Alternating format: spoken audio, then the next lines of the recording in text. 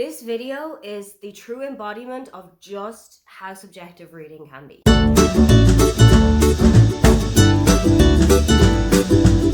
Hi, welcome, come on in. My name is Aoife and me and my very croaky voice are going to take you through some of the books that disappointed me the most in 2023. These are books that I had been really looking forward to but just didn't hit the mark for me, or books that I had just picked up on a whim and didn't particularly do what I wanted them to do. If your favorite book of the year, or if one of your favorite books of all time has appeared on this list, it is not an aside to you. It's just that the book didn't work for me for whatever particular reason. They're not in any particular order. It's not in chronological order as to when I read them. It's not in order of how much they disappointed me. It is just books that didn't work for me for any reason. Starting off with Only If It's Us by Chloe Leese. This is the first book in the Bergman Brothers series, and honestly, I think this was just right book, wrong format. I just couldn't get into the audiobook. I didn't enjoy the narrators' voices. I found them to be a little bit juvenile, to be a little bit immature for what the book was. I really did enjoy the concept. I love a book about an immigrant family. The family in this book is Swedish American. I love a book that has disability representation and one of the characters here is deaf. I really wanted this to work for me. So I think it is honestly just right book, wrong format. Maybe I need to pick it up as an ebook or I need to pick it up as a physical copy, but the audiobook just wasn't doing it for me. A surprising one that didn't work for me is Lucy Sullivan Is Getting Married by Marion Keyes. I worship the ground that Marion Keyes walks on, but this book truly was not it. This is about Lucy, who goes to a tarot reader, and the tarot reader tells her that within a year she is going to be married to the love of her life, and it's a man that she's already met. One of my biggest problems with this book is just how fatphobic it was. It was almost every second page at one stage, and I just didn't enjoy reading that. I could not get invested in characters who were so awful to person just because of how they looked, or who really just looked down so much on somebody based on their appearance. I know that Marion's work has gotten better. I know that this is a product of its time, but reading it in 2023 just did not do anything for me. Next is one of the books that I was most anticipating on this list, and that is A Million to One by Adiba Jagadar. I've loved Adiba's other books, but I feel like I was sold wrong here. This book was sold as Ocean's 13 on the Titanic, and it was a heist novel, but it didn't feel Titanic-y. It didn't feel like it was the Titanic. It could have just been any other ship at that time. It didn't feel particularly historical. It didn't feel particularly Titanic-y. And that was something that I was hoping for from this book. That was something that I really wanted to experience. I wanted to feel like I was on that infamous liner. I wanted to feel the panic as everybody noticed that the ship was sinking. I wanted to feel the excitement as everybody was getting on board the biggest ship in the world at the time. And none of that shined out for me. I feel like maybe she just held back a little bit too much for making it a Titanic novel, and I just wish it had been delved into a bit more. Sadly, one of my favorite authors appears twice on this list, and the second book of Marion Keyes that I didn't gel with in 2023 was The Mystery of Mercy Close. This is a part of the Walsh Sisters series, which is one of my favorite series to read, and I think this is the last book in the series, so had I finished this out, I would have actually finished the entire series. But the series is now a DNF for me. This book is following Helen, who is the second to youngest of the Walsh sisters, and the book has really great depictions of depression. It has really realistic discussions of what it is like to live with depression. But it started so slowly and the pace never really picked up. I also noticed halfway through that I didn't particularly care what happened to a lot of the characters in this book. And since I am a hugely character-driven reader, I needed to be invested in these characters' lives. I needed to want to know what was happening to them. There also seemed to be a relationship popping up that, had that kept going, it would have absolutely taken me out of the book. And I just didn't want to see how this book was going to play out. I didn't want to see how this relationship was going to go. So sadly, I put this one down. A big disappointment in 2023 was Paris Dalencourt Is About to Crumble by Alexis Hall. I buddy read this with one of my friends and we had talked about it quite a lot as we were reading it, but something both of us picked up on was how prevalent anxiety is in this book. Now, I am one of the most anxious beings I've ever met in my entire life. So reading this book was incredibly triggering for me. It was so exhausting to be in Paris's head all the time because everything was a big deal. Everything was the worst thing that could ever happen. Everything was being blown out of proportion. It did kind of give me an insight as to what I can be like when I am going through a high anxiety spike. If I'm talking to friends, if I'm talking to other people about it, it did kind of give me an insight as to what I could be like, but it was so prevalent. It was almost every single page. The only good thing that has come out of that is that there is an entire household of guys whose names are Dave. So they give themselves a kind of a nickname to identify which Dave is which. So you have Theatre Dave because he works in the theatre. You have Welsh Dave because he comes from Wales. The friend and I who read that book, we both took that on and now only refer to each other as Geordie Dave and Irish Dave. And we also refer to other people in our lives as husband Dave or partner Dave or son Dave. Everybody can be a Dave, and that is the best thing that came out of this book. I don't know if this series is going to continue. I absolutely adored Rosalind Palmer. It was one of my favorite books of 2022, and I think I read it at just the right time. But Paris Dalencourt was missing that little spark of magic that it had. So I don't know if this is one that I'm going to continue on with.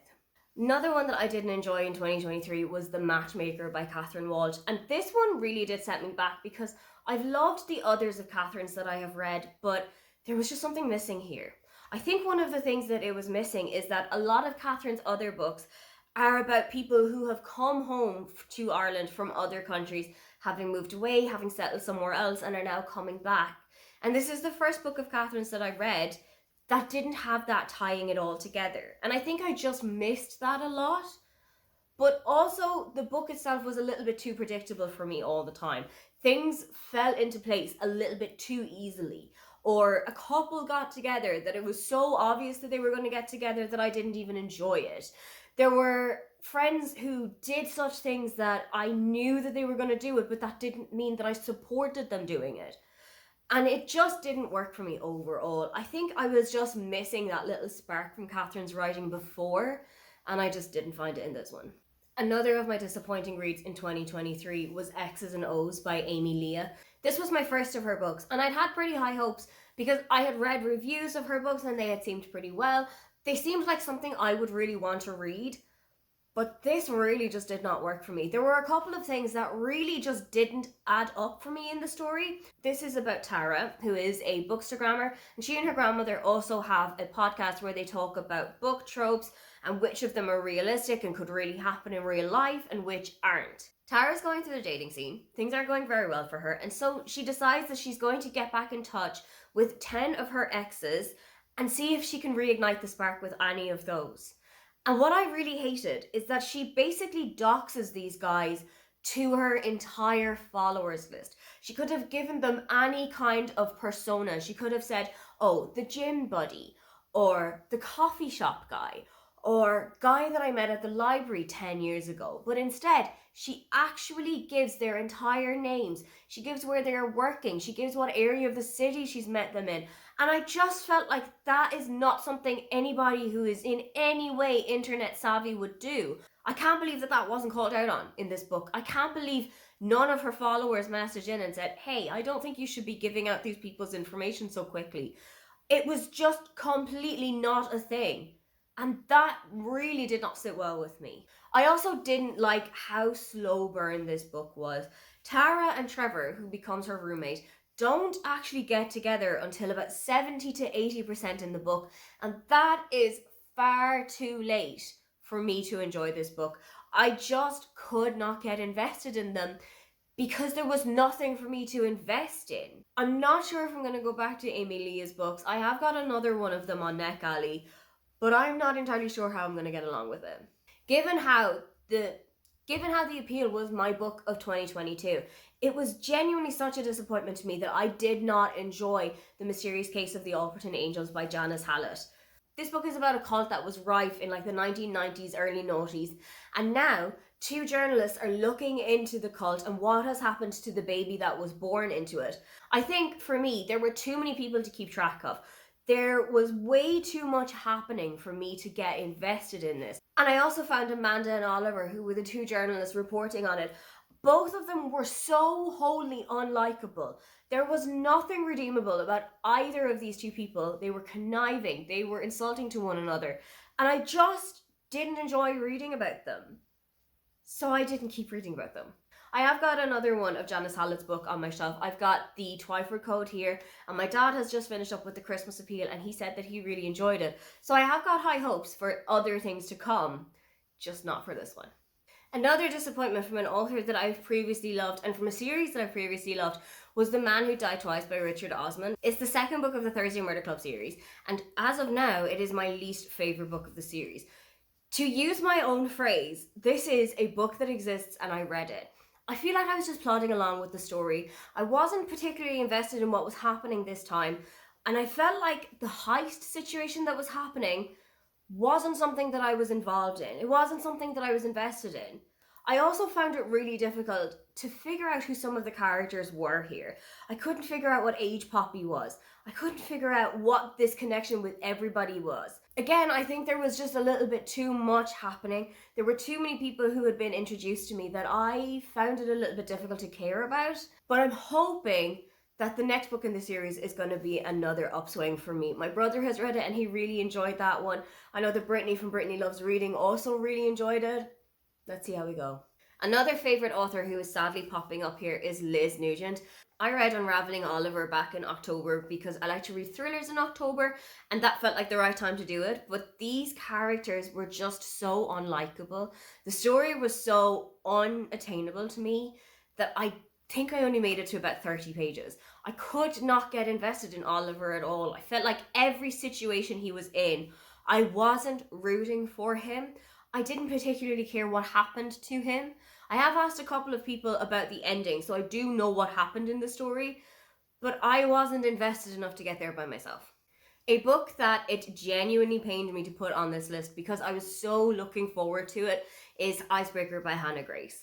There was a lot that I didn't enjoy about this one. I feel like it was college children having college problems. And I am in my 30s. I don't have college problems anymore. I also didn't enjoy that there was an entire discussion about adoption because one of the main characters was adopted and wanted this to be the way that they raised their family in future. They wanted this to be the way that they had children in future. And then we turn around and suddenly there is a pregnancy in the epilogue. I don't love a pregnancy epilogue anyway, but in this situation, it really did piss me off. I also found the sex scenes in this book to be completely uncredible. There was one scene that took place in the back of an Uber that I genuinely cannot believe happened as it happened in this book. I feel like if you are doing that in the back of a car, which is pretty full, people are going to notice. I also expected this to be more of an enemies to lovers book or a sports rivals to lovers book than it was. And not having that turn up just turned it off for me a little bit. Another book that disappointed me in 2023 was Lucy Ye is Not a Romantic by Lauren Ho. This was my first of her books and I was really excited because I'd heard great things about Last Time Standing. I'd heard that it was kind of like Crazy Rich Asians meets Bridget Jones's Diary. But I went into this one first. I had an audiobook from NetGalley that I really wanted to get reading. As you can imagine, this is about Lucy Ye, who really wants to be a mother, but she is not in a relationship at the moment. She and her ex-partner have actually broken up as the result of a miscarriage. It caused a little bit too much tension in their relationship. And she's now seeing it that the way that she's going to get pregnant is by going to an app where you can meet with prospective people who also want to have a baby and just come together and make one. This didn't seem like the best solution for me, but I withheld my disbelief and I kept going. Something, however, that I could not withhold my disbelief on was that Lucy and Colin, with whom she matches, they go to a fertility doctor to just check that everything is going well, and Lucy comes back with an infertility diagnosis. She's told that she has a low egg count and it may be difficult for her to conceive naturally. Within the next 2 or 3 chapters, Lucy and Colin are pregnant on their first try. I could not believe that had happened so quickly within the space of maybe 15 pages, and I genuinely, it soured the rest of the book for me. I felt like if somebody who has infertility issues is reading this book and then see somebody that they can associate with, see somebody who is going through the same things that they're going through with, and then within 2 or 3 chapters everything is on its head, it felt like Lauren Ho had completely forgotten that she had even said that, and I just did not enjoy reading the rest of the book as a result of it. Finally, I was a little bit disappointed by The Paris Apartment by Lucy Foley. I had read the guest list in October of 2022 and I really enjoyed it. So I knew that I liked her writing style, but I think this time the writing style just let me down a little bit.